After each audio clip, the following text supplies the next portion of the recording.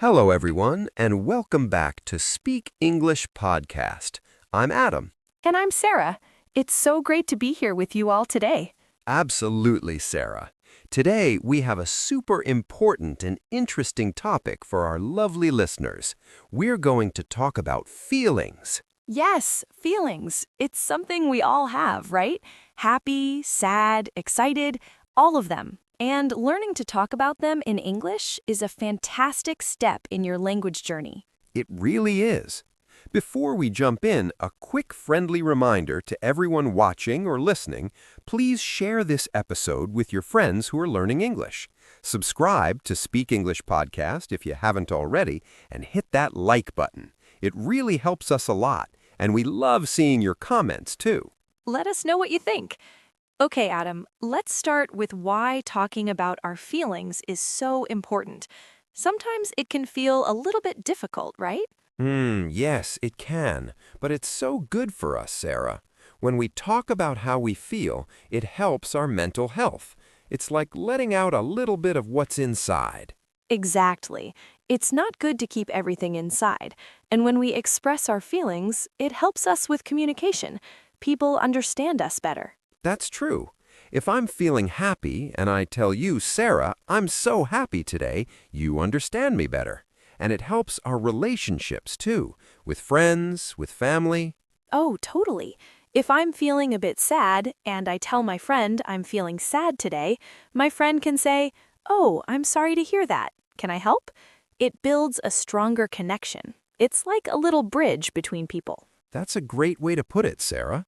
So talking about feelings is good for our mind, good for understanding each other, and good for our friendships. Wow. Yes. Wow.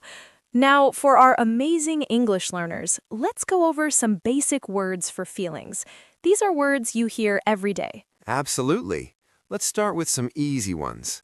The first one everyone knows is happy. Yes, when you smile, when you laugh, you are happy. Like right now, I'm feeling happy talking to you, Adam. Me too, Sarah. Then we have sad.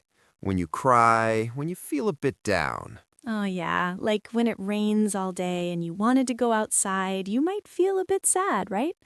And then there's angry. When you feel hot, maybe you want to shout a little. Like when you miss the bus, you might feel a little angry. Oh, yes, that's a good one. And what about tired? When you want to sleep? I feel tired sometimes after a long day of talking on podcasts. Just kidding. But seriously, after a long day, you feel tired. Good one. And excited. When something good is going to happen, like before a holiday trip, you feel so excited. Yay! Exactly. And scared. When something makes you feel a bit afraid, like watching a spooky movie, you might feel scared. Or when you hear a strange noise at night. And finally, for our basic list, nervous. When you have a big test or you have to speak in front of people. I remember feeling nervous before my first podcast, but now I feel happy. See? Practice makes perfect. Now, a very important tip for our listeners, the difference between I feel and I am. Oh, yes, this is very useful. When we talk about feelings, we often say, I feel happy or I feel sad. That's right. It describes your current state, how you are feeling right now. But you can also say, I am happy or I am sad. Both are correct. Yes, so you can say, I feel tired or I am tired. Both mean the same thing. Don't worry too much about the difference at this stage. Just pick one and use it. Perfect advice, Sarah. Okay, now let's try some more specific feelings. These words can help you describe how you feel in more detail. Ooh, I like this. First, frustrated. This is when you try to do something, but it's very difficult and it's not working. Yes, like when you try to put together some furniture and the instructions are unclear. You might feel very frustrated. Exactly. And overwhelmed. This is when you have too much to do, too many things on your mind, and you feel like you can't manage it all. Oh, that's a common one for students, right? Too much homework, too many tests. You might feel overwhelmed, too much. Exactly. And anxious. This is similar to nervous, but maybe a bit stronger. It's when you worry a lot about something. Maybe something that hasn't happened yet. Like before a very important job interview, you might feel very anxious about it. Your stomach might feel a bit funny. Yes, and proud. This is a good feeling. When you do something well or someone you love does something well, you feel proud. Like when you finish a big project, you feel so proud of your work. Yay, I did it. Or when your child learns to ride a bike, you feel so proud. Oh, that's a lovely feeling. And lonely. This is when you feel alone. Even if there are people around, you just wish you had someone to talk to. Yes, sometimes we all feel a little lonely. It's okay to feel that way. Absolutely. Then we have confident. This is when you believe in yourself and your abilities. You feel strong and ready, like when you know the answer in class and you feel confident to raise your hand. Yes. And finally, for this section, disappointed. This is when something you hoped for doesn't happen, and you feel a bit sad because of it. Oh, like when your favorite team loses the game. You feel very disappointed. Yes, that's a good example. Now let's talk about how to describe how strong a feeling is. We can say a bit sad or completely devastated. This is super useful. A bit sad means a little sad, like if your ice cream falls on the ground. Oh no, so sad. But completely devastated means very, very sad, like if you lose something very important to you. Exactly. Or a little bit nervous versus extremely anxious. Extremely means very, very. So you can add words like a bit, a little, very, really, completely, or extremely to show how strong your feeling is. It adds more color to your sentences. Fantastic. Now, let's have some fun with English idioms. These are phrases where the meaning isn't always clear from the individual words, but they are very common. I love idioms. They make English sound so natural. The first one is, I'm on cloud nine. Cloud nine. This means you are extremely happy, like you're floating in the sky. My vacation starts tomorrow. I'm on cloud nine. That's a great feeling. Then, I'm feeling under the weather. This one means you're feeling a bit sick, not completely well, like you have a cold. I can't come to the party tonight. I'm feeling under the weather. Yes, it's a nice way to say you're not feeling well without being too specific. Next, he's walking on eggshells. Oh, this one is interesting. If someone is walking on eggshells, it means they're being very careful not to upset someone because that person is easily angered or sensitive. Like, you have to be very careful with what you say. Yes, like fragile eggs, you don't want to break them. And finally, it broke my heart. This means something made you very, very sad or deeply disappointed. Like when my dog ran away, it broke my heart. Oh, that's so sad, Adam. These idioms are really fun, but they take a little practice to remember. They do, but hearing them and using them will make them stick. So, we've talked about how to say how we feel. Now, how do we ask others how they are feeling, right? Yes, it shows you care. A simple one is, how are you? But sometimes people just say, I'm fine. If you want to know more, you can ask, how are you really feeling? That's a good one. It shows you're truly interested. Or if someone looks a little sad, you can ask, do you want to talk about it? Perfect. It gives them a chance to share, but they don't have to if they don't want to. It's an open door. And another one, if someone seems deep in thought or worried, you can say, is something on your mind? Ooh, I like that one, Sarah. Is something on your mind? It means, are you thinking about something difficult or are you worried? These are very gentle ways to ask. These questions are so helpful for connecting with people. And after someone shares their feelings, how do we respond? We want to be kind and understanding. We call this empathy. Yes, empathy means understanding and sharing the feelings of another person. So if someone tells you they are sad, you can say, that must be really hard. That must be really hard.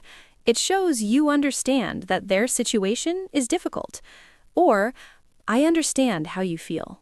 Yes, it means you can relate even if you haven't been in the exact same situation. Another good one is, I'm here for you. I'm here for you. This is so powerful. It means I will support you. You are not alone. And a simple but very important one, thanks for sharing that with me.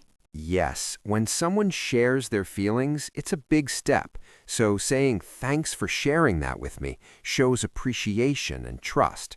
It encourages them to share again in the future. These phrases really help build strong relationships. Okay, Sarah, let's imagine some real-life situations and how we can use our new feelings vocabulary. Great idea. Let's say you had a really bad day at work. How would you describe your feelings? After a bad day at work, I might say, I'm feeling tired and a bit frustrated today. The computer was slow and I had too many meetings. Good one. Or, I'm feeling a bit overwhelmed after all that work today. Perfect. Now, what about describing excitement before a trip or a big event? Oh, that's easy. I'm so excited for my vacation next week. I can't wait. Or, I'm on cloud 9 about the concert tomorrow. Love it. And what if you want to express sadness after a breakup or a disappointment? This can be difficult, but it's important to talk about. Yes, it is. You might say, I'm very sad about the breakup. It broke my heart. Or, I'm really disappointed that the project didn't work out. These examples show how we can use different words to match the situation. It makes your English sound much more natural. Exactly. Practice these in your head or even out loud. Now let's talk about feelings at work. Sometimes it's hard to talk about stress in a professional way. It is, but it's also important for our well-being. If you're feeling too much pressure, you can say, I'm feeling a bit burned out. Burned out means you are extremely tired and stressed from too much work, like a candle that has burned completely down. Yes, and if you need a break, you can say, I need a mental break.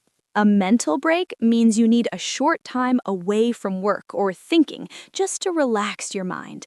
It's very common to feel this way sometimes. These phrases are good for talking to a manager or a colleague if you need to. They are polite and professional. Very useful.